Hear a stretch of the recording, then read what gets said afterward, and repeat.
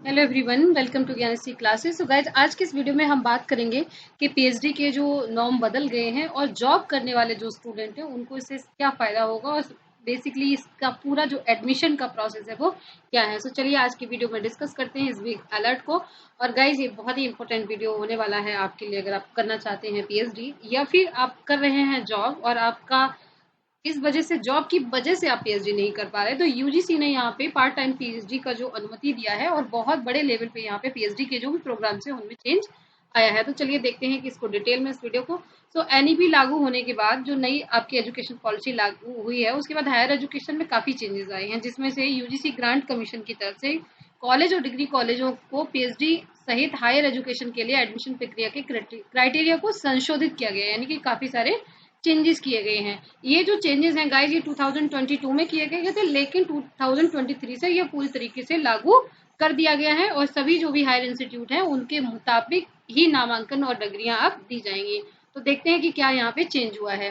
तो सबसे पहली बात है कि एमफिल को इन्होंने बंद कर दिया। उसके बाद यहाँ पे ये इस पे मैंने वीडियो भी बनाया था कि अगर 1 साल की मास्टर डिग्री है और 4 साल का यूजी का कोर्स है तो आप यहाँ पे सीधा डॉक्टरेट के लिए आवेदन कर सकते हैं। इसके लिए मैं डिटेल वीडियो पहले ही बना चुकी हूँ। इसके अलावा यहाँ पे थीसिस जमा करने के लिए पीयर जो पहले रिसर्च में जो भी कोई पीयर रिव्यूड जर्नल होता था उसमें पेपर पब्लिश करवाना अनिवार्य होता था। इस समय अपने पेपर्स को कई पत्रिकाओं में पब्लिश कराने के लिए भुगतान करना नहीं होगा। ऐसी तमाम पत्रिकाएं हैं जो पैसे के लिए रिसर्च पब्लिश करती हैं। आपने देखा होगा कि कई सारे रिसर्च पेपर हैं, 800 रुपये 1000 रुपये लेके रिसर्च पेपर को पब्लिश कर देते हैं, तो उसकी भी अब ज़रूरत नहीं रह गई है। अब पार्ट टाइम जो पीएचडी का मौका दिया गया है, ये सबसे इम्पोर्टेंट बात है कि जो लोग जॉब कर रहे हैं, ठीक है, उनको अब क्या करना है। सिंपल सी एक चीज़ है कि आपको अपने जहाँ भी आप जॉब कर रहे हो वहाँ से एनओसी लेना होगा, नॉन ऑब्जेक्शन सर्टिफिकेट। इस सर्टिफिकेट के द्वारा अब आप क्या कर सकते हैं कि आपको इस जैसे ही आपको ये एनओसी मिल जाएगी आप पीएचडी कर सकते हैं। 2009 और 2016 के नियमों के तहत ये चीज़ पहले बंद कर दी गई थी, लेकिन नए नियमों के तहत अब ऐसे सभी लोग जो किसी कंपनी में या कहीं भी जॉब कर रहे हैं वो लोग एनओसी लेकर यहाँ पे पार्ट टाइम पीएचडी कर सकते हैं। अब ड्यूरेशन को भी यहाँ पे चेंज किया गया है। पहले जो न्यूनतम 6 साल पहले जो भी रहा है, अब न्यूनतम 2 साल और अधिकतम 6 साल की होगी। और फीमेल्स के लिए, दिव्यांग कैंडिडेट के लिए यहाँ पे 2 साल की छूट मिलेगी। इसके अलावा अगर कोई फीमेल कैंडिडेट है तो उसको यहाँ पे मैटरनल लीव भी मिलेगी, जो बच्चों की छुट्टी के लिए। बच्चा अगर आपके बच्चा हुआ है या बच्चा होने वाला है, देन आपको आगे चल के छुट्टी मिल जाएगी उसकी केयर करने के लिए। तो मैटरनिटी लीव की भी यहाँ पे व्यवस्था, 240 डेज की मैटरनिटी।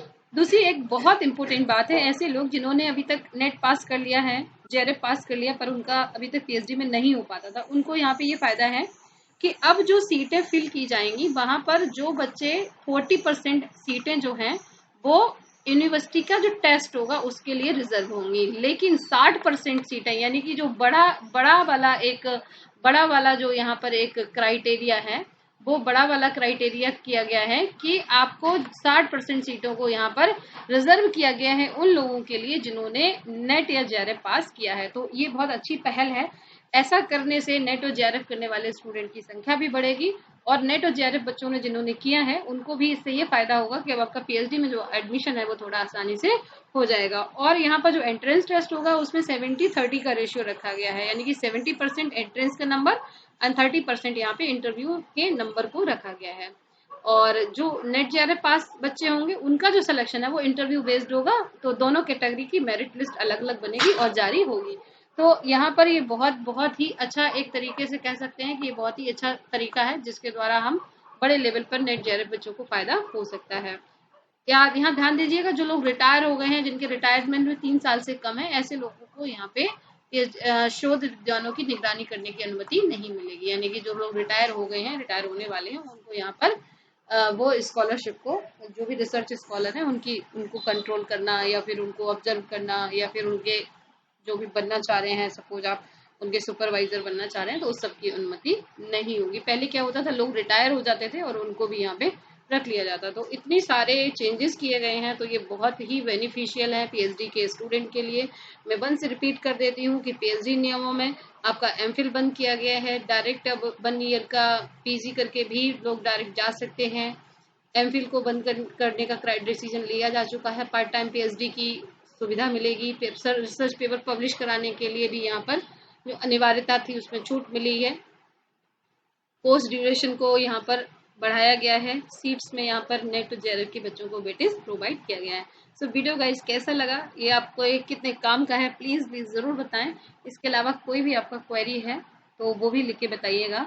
इसके अलावा गाइज अगर आपको लगता है कि इस तरह का और वीडियो आपको चाहिए तो कमेंट करके ज़रूर बताइएगा। मैं इसी तरह की वीडियोज़ आपके लिए लाती रहूँगी। Thank you so much and wish you all the best.